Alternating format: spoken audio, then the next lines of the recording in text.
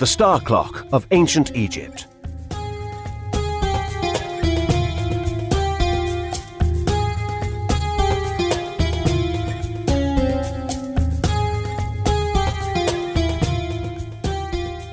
Humans have been fascinated by the concept of time for millennia.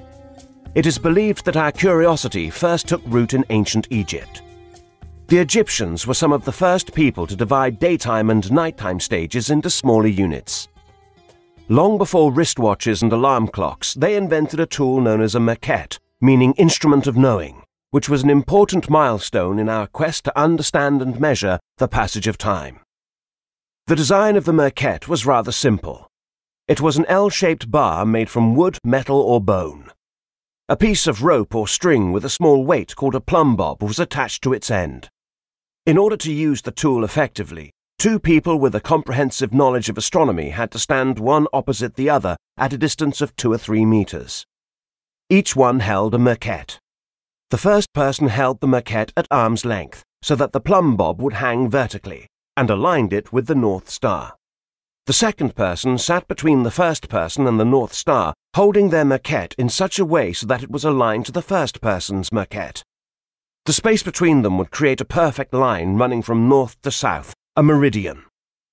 Once the meridian was established, they observed the stars crossing it while rising or setting.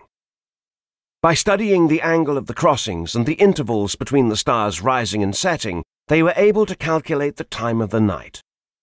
In essence, the star's rotation around the North Star functioned in the same way that an hour hand rotates around the center of a modern-day clock. The importance of the maquette can only be properly appreciated in the context of the era in which it was invented. Until its creation, people had very limited means of telling the time. The use of sundials had proved reasonably effective during the daylight, but naturally these were rendered useless after nightfall. Water clocks, or clepsydræ, were used to some extent, but lacked the desired precision.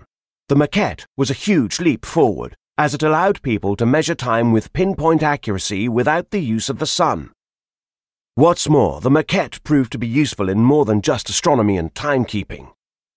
The accuracy of the instrument and its ability to measure straight lines, both vertically and horizontally, meant that it served a similar purpose to a modern-day spirit level. In fact, it provided such precise measurements that it may even have been used in the construction of the Great Pyramids at Giza. Ancient Egyptians used symbols and pictures called hieroglyphs to record their history. Since their society predated written history as we understand it, it has been difficult for historians to acquire accurate information regarding that time period. However, the use of the maquette has been confirmed. In the temples of Dendera and Edfu, it is still possible to see wall carvings which depict it in use. Not only that, there is even an authentic maquette on permanent display in the Science Museum in London. It is said to date back as far as 600 BC.